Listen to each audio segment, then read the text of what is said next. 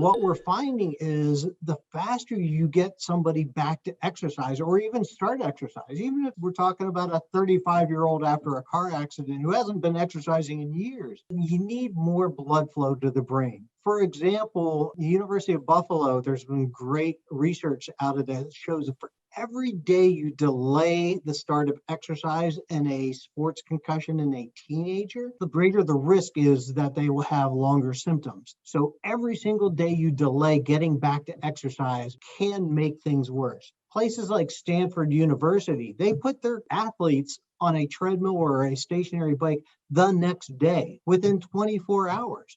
Get their heart rate up. Don't put them back in the game.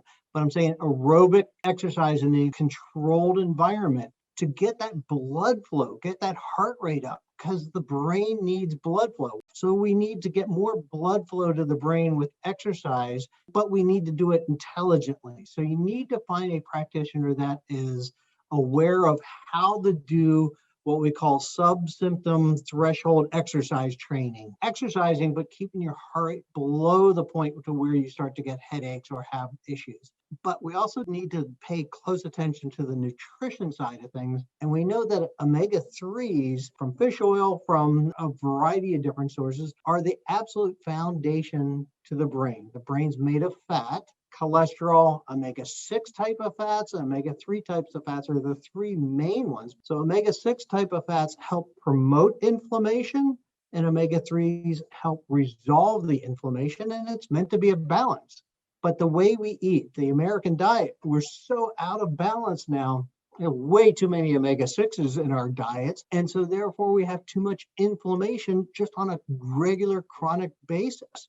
We have to have inflammation. Inflammation is life. It helps us recover from just the day-to-day things, let alone taking blows to the head if you're playing sports. You have to have inflammation, but we need to be able to resolve it. And that's what omega-3s do. It also increases the blood flow to the brain. It helps get more nutrients to the brain, more oxygen to the brain, but it's also taking out the garbage, if you will, and getting some of the bad things out of the brain. That inflammation that we talked about, part of the resolving the inflammation is getting that out of the brain.